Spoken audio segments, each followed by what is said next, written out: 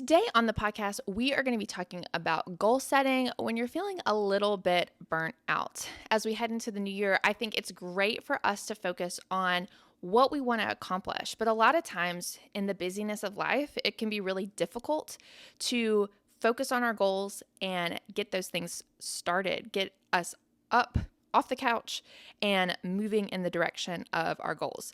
We're going to be using a certain type of goal setting framework called the asset goal setting framework that's going to help us to accomplish setting the goals and actually meeting them. So I hope you'll join me today for this episode of A More Beautiful Life Collective podcast.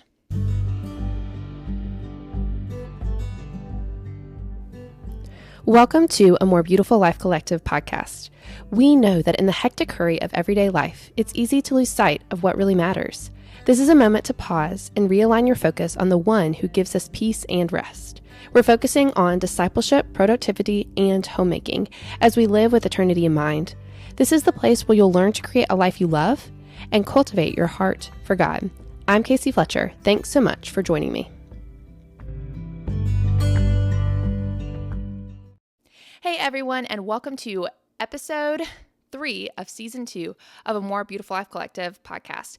I'm your host, Casey Fletcher, and today we are going to be focusing on goal setting. So we talk about this a lot on the podcast because I think it's something that we always need the reminder to do. We need to make sure that we are making goals, meeting goals, moving forward. And we'll talk about why in just a little bit. I mentioned in the first season that I always love to take some time at the beginning of the new school year, so the new academic year, to really focus on setting goals. And so today I'm going to walk you through the process of how I set goals and kind of where I've been at for the past, few months as I've been looking at some of the goals that I set at the beginning of the year, how those things are going. And as I do this, I hope that this helps you to set some goals, maybe get back on track. Maybe you had some ideas of what you wanted to accomplish at the beginning of the year, and so far that really hasn't happened. If that's the case, I hope that this kind of motivates you to think about what you want to accomplish based on what you had set for yourself at the beginning of the year.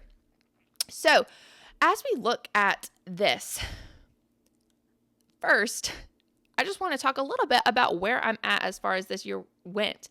At the beginning of the year, I was ready to go. I had created lots of different goals. We talked about several of those on the podcast. I had my theme of the year. I had gained a lot of time back because I quit social media throughout December and most of January. And then I was launching the shop, so the AMBL shop, where you can find lots of different resources, including lots of resources on goal setting and creating these habits and things that will help you to achieve your goals. But as I was doing all of these things, I was ready for some normal after, the craziness of the holiday season. And so I think I got a little bit ambitious with some of the goals that I set. And so around, the middle of January, it started to rain, and it did both emotionally and literally. If you live where we lived in the South, it was crazy how much rain that we had. It basically rained from the beginning of January to like the middle of March. And even now it's still kind of rainy. And there were so many things that I wanted to do, but you just kind of feel a little bit unmotivated whenever you're constantly dealing with rain and you can't get outside and the kids are inside and you're trying to keep them happy. And my kids were getting stir crazy and the house was slowly descending into chaos after I'd done a lot of work to declutter it and get it looking nice. And so, I was trying to keep up and keep trucking along and keep doing the things, keep making the podcast and cleaning the house and doing things with my church. But by March, I really started to feel a little bit burnt out. My theme of the year is I wanted to create these habits that just help you to keep moving in the direction of your goal so that you're like spontaneously doing things. So basically so that you're not thinking about them. You're just accomplishing things that you need to do. And that works for a while, but there's a certain point where you just start going through the motions and you're feeling a little bit, like I said, you're feeling burnt out because of all the pressures that you have on you to accomplish certain things. And you don't really have any kind of change or a lot of the things that I was doing, you would do it, and then the next day you would need to do the same thing again. And so that mundane nature just really led to feeling tired and worn out. And so by the end of March, I was really needing a break. And I remember one day I was like, you know what, I cannot work on something with the house or something on the podcast. Instead, I need a break. And so during nap time, I had turned on a show, and it was like, that was the first time I think I had done that in about 9 months, where, I had just sat there and watched something, and I hadn't tried to read a book or hadn't tried to work on the podcast, or, fold a load of laundry. And what I noticed, though, is the more that you do things like that, the easier it is to get in this habit of saying, well, I need this break. I need this me time so that I am, not getting burnt out anymore. And around this time as well, we found out that I was pregnant, and that was around the same time where, that morning sickness started to set in, like I talked about a couple episodes ago. And, I got sick just from reading a book. I got sick whenever I tried to write stuff on my computer. The months of May and June were filled with lots and lots of scrolling, where it was like the only thing that I could do was just like look at my phone, or the only thing I felt that I could do. And so July, it also brought other things. There was some health issues, and then camps and events and things that were going on. And what seemed like a blink of an eye, it's the beginning of the next school year. And, we're thinking about fall decorations and Christmas plans and what we're going to do, as we head into this next upcoming year, 2025. And so in the midst of all this busyness and obstacles and complications and just the craziness of the past 7 months, I realized 2 things. The first is that chasing all of your must-have goals at one time is going to lead to burnt out. If you are feeling like there's a million things you want to do, and you have, 9 areas of life that you want to accomplish all of these goals. You want to run a 5K, and you want to learn a language, and you want to redo your house, you want to pay off all your debt, you want to make a meal at home every night, you want to be involved in everything that's going on at church. If you're trying to do all of those things at the same time, you're going to go crazy. Like, there's no way that you have enough time in the day to do those things. And if you do that, you're never going to have a time to sit and pause and rest. You're never going to have a time for Sabbath in your life. The second thing that I learned is that there's a way to rest well and a way to rest poorly.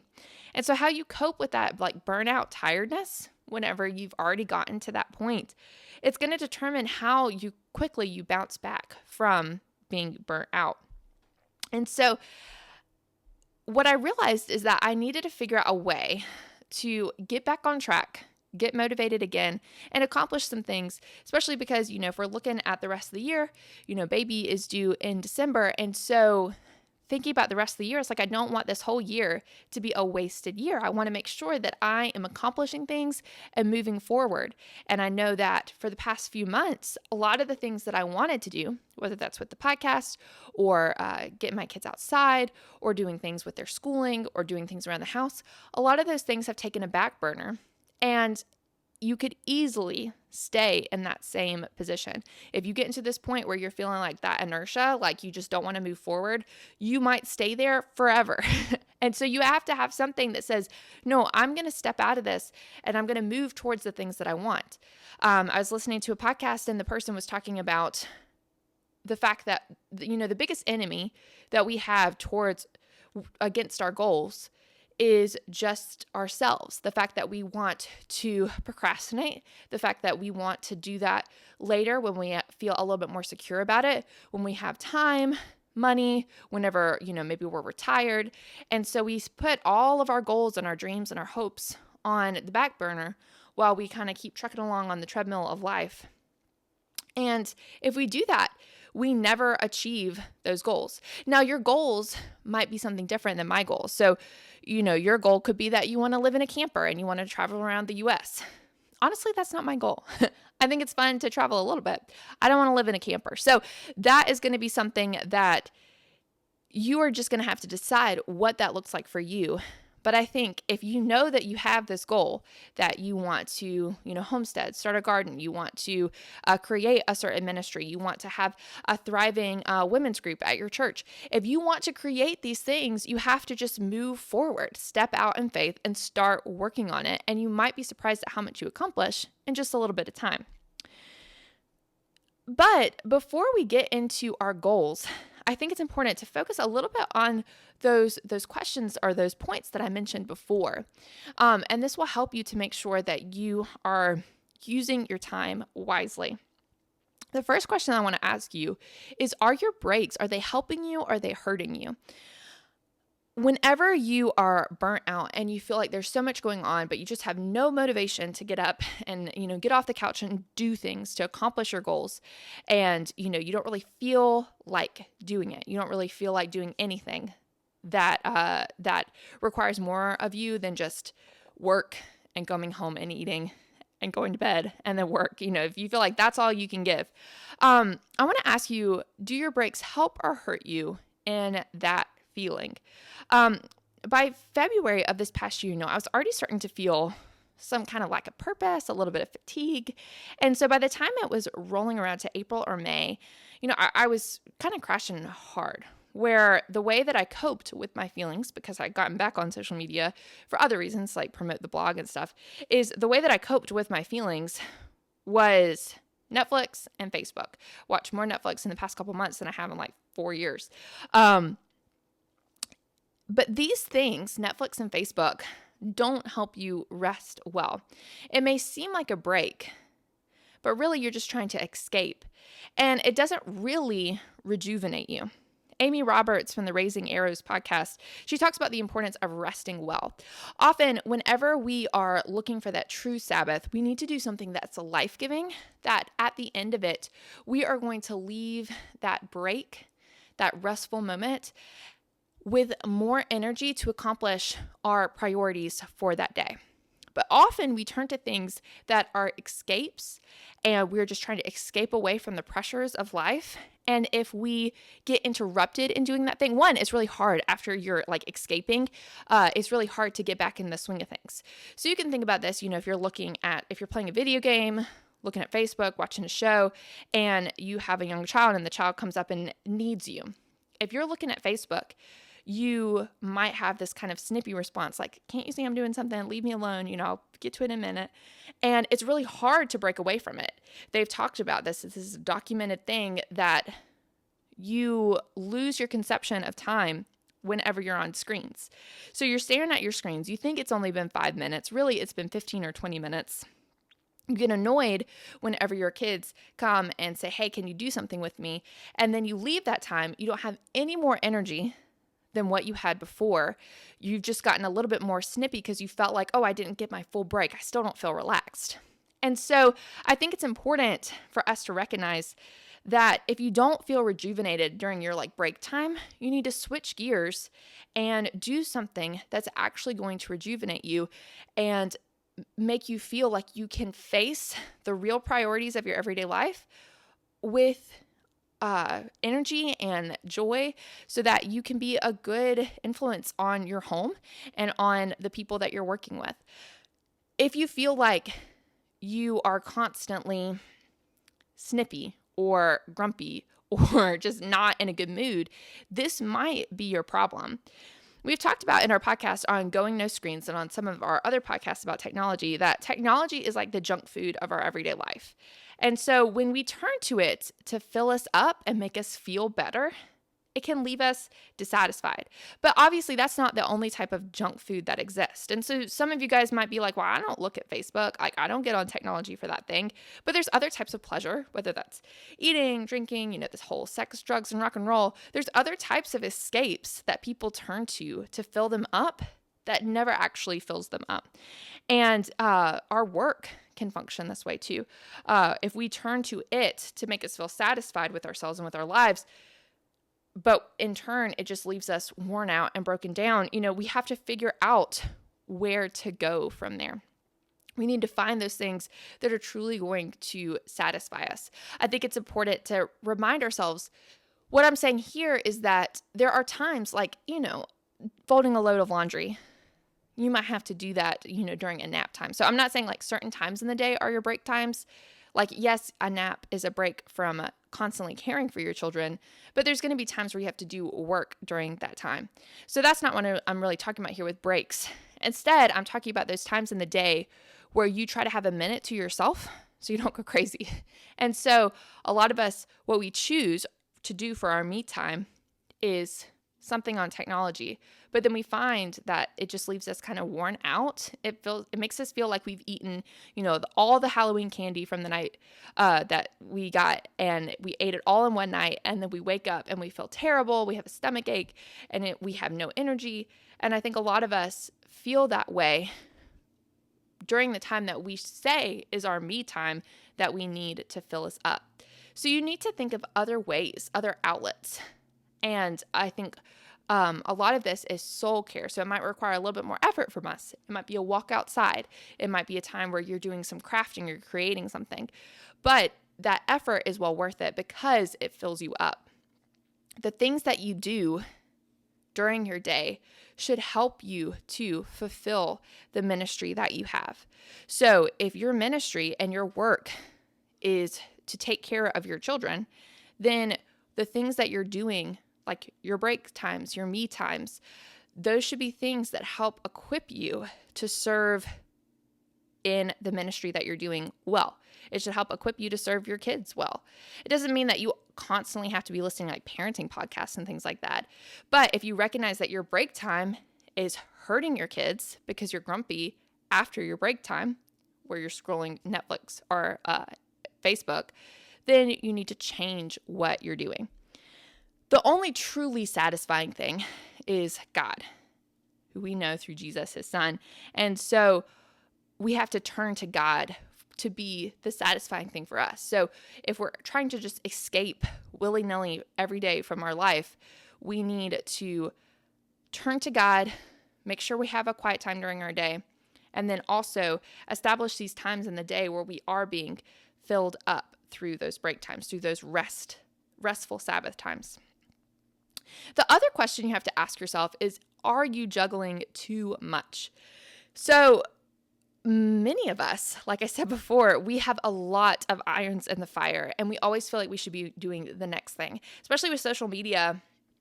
You see people's kids, they're putting their kids in swim lessons, and they're taking them, and they're on the soccer team, and they're taking them to music lessons, and they're, traveling while the mom is working, so they have a 2-income household, so they can do all of these things, and their lives are so busy, but really what we're seeing is snippets of each person's life. So we feel like we need to do everything we see on social media, but really what we're seeing is, the lives of 10 to 20 different people that we feel like we need to do all of the things that we see. We need to make sure that we are aligning our priorities so that they're correct. Amy Roberts, who also, that I mentioned before, she also talked about in a different podcast that one surefire way to get burnout with homeschooling, which would be true for any area of life. If you're a working mom or your kids aren't school age, you can still get burnout. But one of the surefire ways to get burnout is if you are juggling too much and your priorities are not straight. And so if you struggle with that prioritization of your time, you are going to feel like you need to do everything. In the homeschool world, if you are just on Instagram, you've probably seen these as the trad wife thing. But often moms feel like they have to do 1,000,001 things to feel like a good homeschool Christian wife. So they feel like they need to bake bread and have chickens and sew all their own clothes and go outside for 1,000 hours and have a sparkling clean house and do lots of fun, messy projects while also being perfectly organized and travel and live in a camper van and host people in your own home and more. And you could see how a life like that, you would have no time. And really, you couldn't really do all of these things. It's like if you're trying to have your kids involved in a co-op or a school, it's really difficult to do 1,000 hours outside. If you want to have chickens and bake bread and you're constantly doing all of those things, your house is going to look like you have chickens and bake bread. And so, we have these things where we're divided. And I think dads feel the same thing. They might not feel the need to bake bread. maybe they do, or have chickens and all this kind of stuff, but they probably feel the need to have all the latest toys and all the latest tools and get involved in doing, maybe music or fixing cars or, be super muscular, going to the gym, being an involved dad, being a coach. There's these things that dads, yes, they might not feel the same things I just mentioned in the list before, but they still feel all these pressures of life.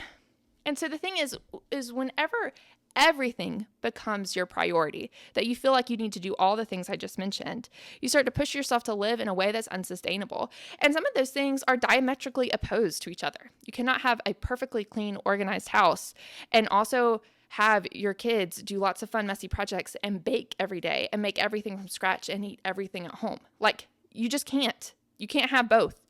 You're either going to pick eating at home and cooking at home or having a clean kitchen. That's just the nature of life. And so the ball is going to drop on something. Whenever I was working, I always used to say that, basically I can hold two things in my hand at the same time. And anytime you try to throw another thing in, you start juggling. But juggling by its very nature means that something is going to be out of your hand at one time. So that thing that's out of your hand is the thing that's getting neglected. And so if I wanted to work and have a clean house, certain things are going to get neglected. I might not be as involved in my church. I might not be reading. I might not be taking care of my house. But then, if I am focusing on something else, then I'm going to have to drop the other thing. So you can't give everything your full attention. So that shouldn't make us feel like disappointed, like, oh, I can't believe this, I need to do better.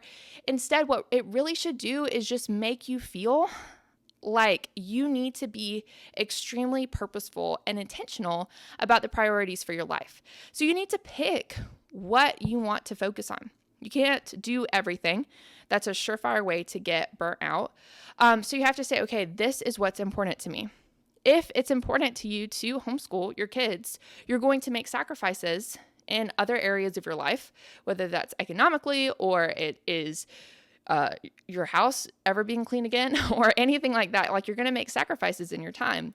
If you have a dream and a goal to grow all your own food, you're going to make sacrifices. One of the things that people talk about, if you're in the homesteading world, is that while other people are out on their beach vacations, you are at home putting away all of your produce. And so that's the trade-off. You get lots of healthy produce that's made fairly cheaply. It's not super cheap. But you're sacrificing your August and September where you could be doing other things. And so you need to make sure that you have your priorities aligned so that you're not trying to do too much. And you need to make sure that the priorities that you're picking are priorities that you're actually choosing for yourself, not just something that you see on social media. So now that we've talked about all of these kind of life things, these reasons why you may be burnt out, reasons why you may feel a little bit overwhelmed right now. How do you set goals in this moment so that you can get back on track and start to feel motivated again? I was feeling this way, but a couple weeks ago, I started getting back into the swing of things. And then I realized, it's like I'm starting to feel a little bit motivated to make these goals. And it's because I sat down and thought about the rest of my year and kind of mapped it out and used this goal setting framework in order to decide what I wanted the last half of my year to be. So if we want our goals to be something that's an asset to our lives, something that's beneficial to our lives, rather than a liability, something that's just going to lead to burnout or just disappointment because we never even met them, we need to make sure that we're creating them wisely. Trying to do too much at one time is going to lead to burnout, just like we've talked about. And so what I would recommend is that you follow this ASSET is an acronym, and it stands for certain stages. There's 5 stages. And so it stands for assess, set, stage, explore, and track. So let's break those down. So the first step is to assess. Basically, you need to look at where you're at. Now, I recommended that you do this at the beginning of the year, and if you did, you shouldn't be that far behind. Like, you can see where you want to go. If you set goals at the beginning of the year, you should kind of have an idea in your mind of some of the things that you would like to do. You don't need to do as much brainstorming as if it's the first time that you're setting goals. But you do need to look at your situation. You need to figure out your pain points and shame points, maybe some of the things that you thought you would be a lot further along in, and you realize, oh my goodness, I haven't even thought about that this year.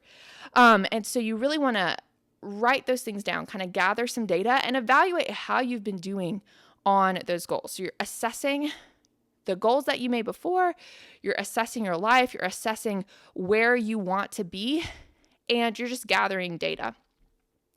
And then after you do that, you need to set your goals. So you need to write it down. I always recommend that people write it on, maybe in a journal, and then also write it in a couple other places and post them in places, memorize them. You want the sticking power of your goals to be pretty big. And the way that you do that is by memorizing them and kind of making sure that they're ingrained in your mind. You should remember what your goal is after writing it down. Then a lot of people, that's where they stop, right? You assess your current situation and kind of where you want to be, and then you just set some goals.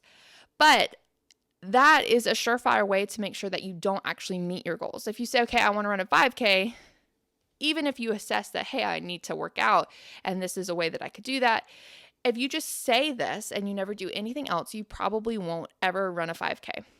The next thing that you need to do, step 3, is to stage your surroundings in order to help you meet those goals. Basically, this just means you need to gather up supplies.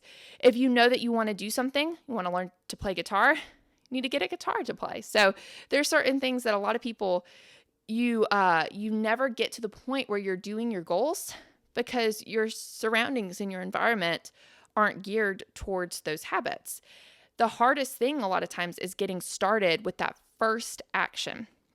Again, learning how to play the guitar is it's a big project. And so you want to break down that big project into specific actions. And so in that situation, learning how to play the guitar, the first step would be maybe getting a guitar. And the second step would be learning what style you want to play. Are you just wanting to learn how to play chords, to play worship music? Or you want to do, other types of guitar styles and learn music theory, ordering books to help you with that, or finding, there's lots of free guitar resources online that you could do, finding YouTube's videos that you like. All of those things can help you to achieve your goals, but you really need to stage your surroundings where that's happening easily. If you know that you want to play guitar, having it set up where the guitar is out in your bedroom and you can just pick it up whenever you want to play it, that's a great way to make sure that you'll actually play the guitar, because if you have to search for it every single time that you want to play, you probably won't do it. Any type of habit that is a skill-based habit, you definitely want to follow through with these things. But even let's say you wanted to do a podcast or a blog, the first thing that you're going to have to do is, pick out a name. You have to figure out what platform you want to use, and then you have to actually buy it and, buy the domain, set up your website. All of those things are things that they can create a lot of inertia with our goals. And so staging your surroundings where you already are moving yourself toward that goal is a crucial step. Then the next thing that you need to do is explore. So often we have a certain thing in our mind of, oh, this is what I want to do. And so we never look at other options. So we say we want to run a 5K, but we never look at where we want to run or how we're going to run. We're never going to look at, making sure we have the right shoes or equipment, or exploring ways to make running more fun, finding accountability partners. And so really, if you find, this is a good thing to do a couple weeks in to your goal setting adventure. So you maybe a couple weeks in, you realize, I really want to run, but every time I run, I just feel like, I get the stitch in my side and I don't know how to fix it. Well, if that's the case, then research online, explore options to get rid of that. It might be that you just have to run more and it'll go away with time, or it could be that it's something to do with your diet when you're running, how much you're eating, right beforehand. All of those things can affect your body. And so it's just important that you recognize that you don't have to feel locked in to your goal so much that you never research ways to meet it that could potentially include other habits or other things that could help you. Same thing with the guitar. I mentioned that there's different types of music and theory, and like you could learn how to play guitar in a group. So if you find yourself saying, well, I never really play whenever I'm by myself, maybe you could find a group of people or somebody who's offering lessons, and you could explore that option. So then you really just want to make sure that you're life hacking the process. So you're making yourself aware of the ways that you're having trouble with meeting that goal, and then you're finding ways and solutions to that problem. And then the last step is to track. There's great habit trackers. You can get a habit tracker if you visit the blog post for this podcast. But you want to track your progress on your habits so that you are moving towards your goal. This can also clue you into some places where you might need to explore other options as far as your goal goes. Now, for me, if I was looking at some of the goals at the beginning of the year, some of the things I wanted to do is I wanted to continue my, homeschool preschool with my son. I wanted to start doing all these homesteading skills, including getting livestock and more chickens. I wanted to grow this big garden and have do 1,000 hours outside challenge with my kids. I wanted to post once a week on my podcast and read lots of books, and start sewing and start nature journaling and start an exercise routine. I had lots of big plans at the beginning of the year.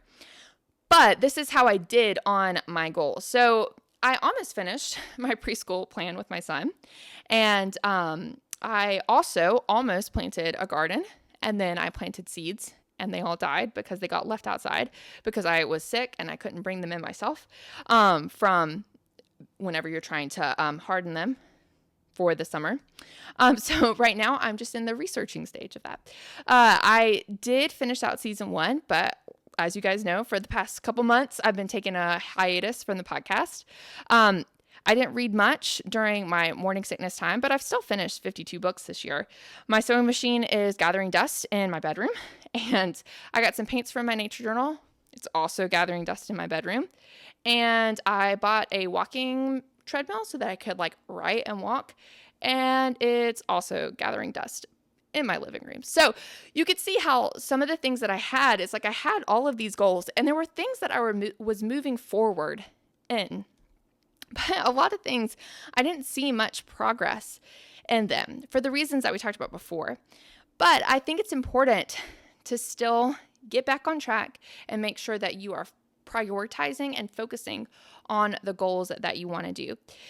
Your goals could be in other areas than the ones that I just mentioned for myself. But I think that your goals, you should kind of focus on certain key areas. But again, you might not actually make a goal for each of these areas, but it gives you an idea of what you want to do. So some areas that your goals could be in are spiritual growth, family, mother culture, health and self-care, hobbies, handicrafts and skills, work and finances, or homemaking. Now, I recommend that maybe you just focus on maybe just 2 of these areas at a time.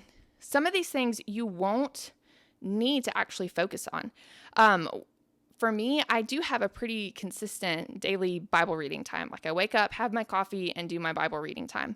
So really, even though it sounds bad, it's I don't really need to focus on creating a goal for my spiritual growth, because if I'm consistently doing my habit, I'm still moving forward.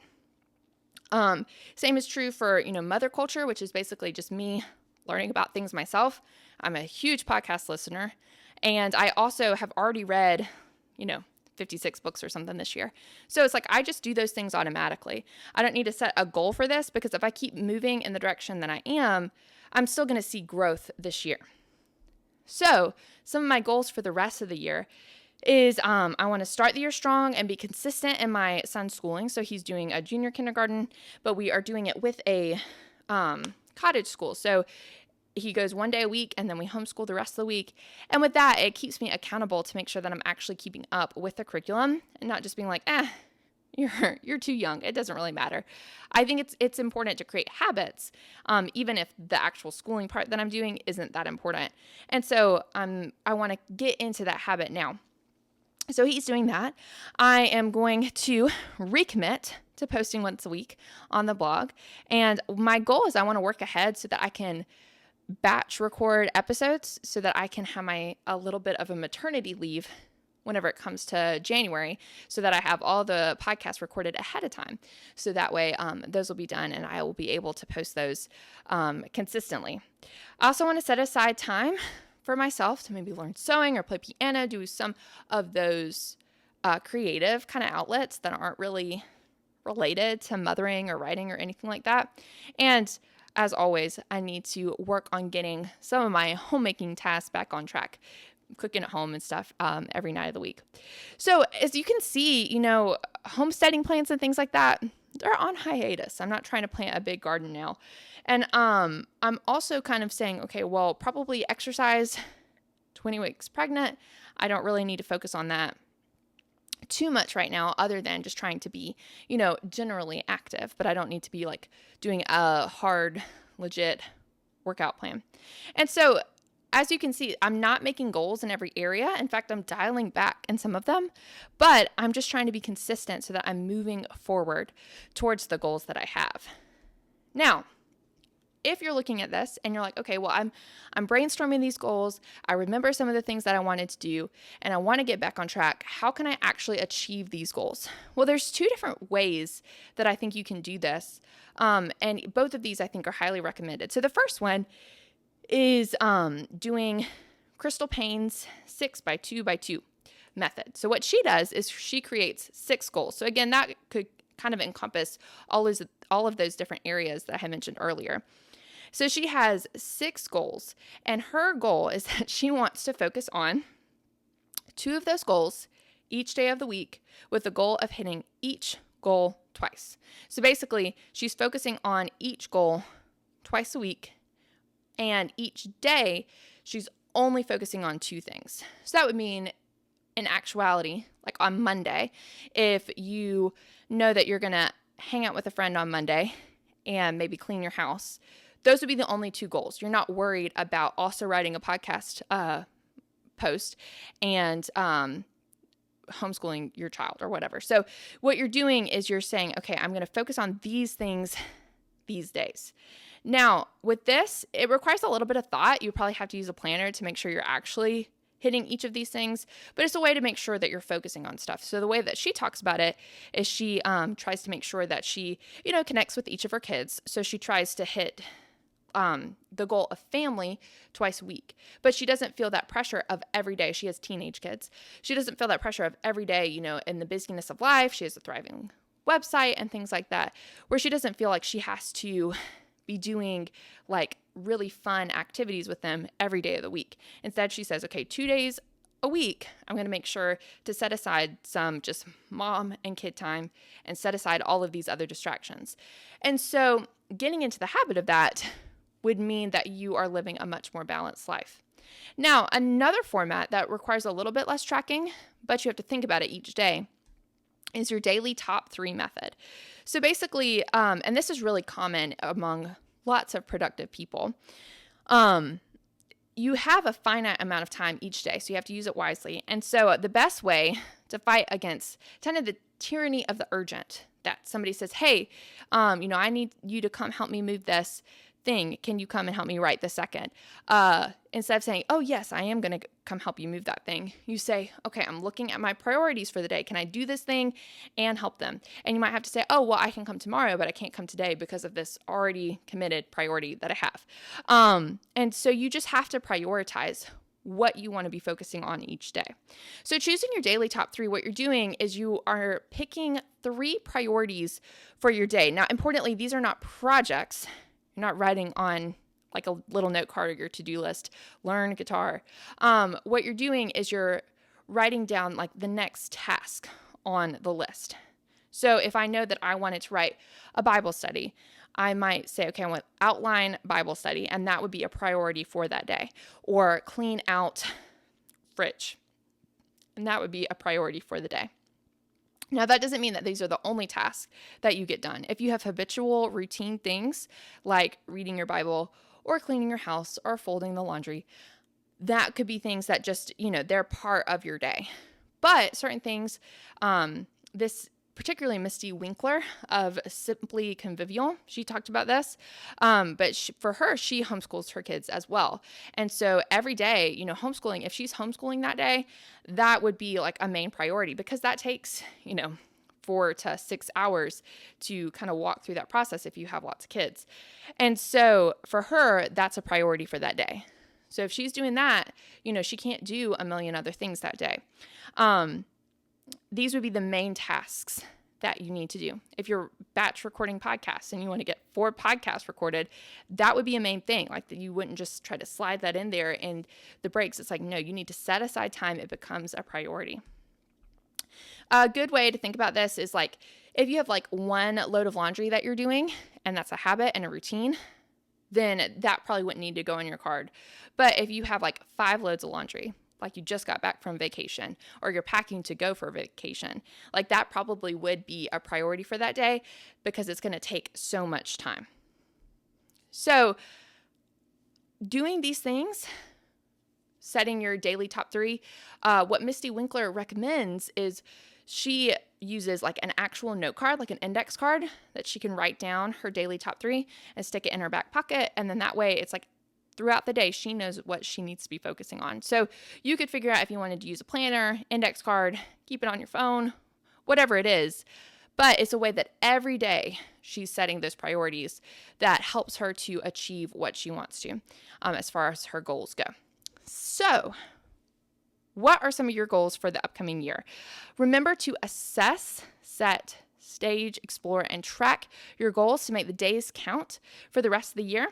If you have a goal, or you're kind of motivated to set some goals, please comment below, or you can message me and let me know what those are. If you haven't yet, please leave a rating and review wherever you listen to podcasts. You can check out the AMBL shop at A More Beautiful Life Collective /AMBL shop to get links to our quarterly goal setting sheets, our theme of the year workbook, our yearly review workbook, and that will help you to set these goals as well. Until next time, keep creating a life you love and cultivating your heart for God. I hope you've enjoyed this episode of A More Beautiful Life Collective podcast. If you haven't yet, please leave a rating and review wherever you listen to podcasts to help others find the show.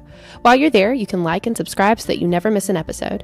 Don't forget to check out the blog and our store for more encouragement and resources on how to create a life you love and cultivate your heart for God. I'm Casey Fletcher, and I'll see you next week.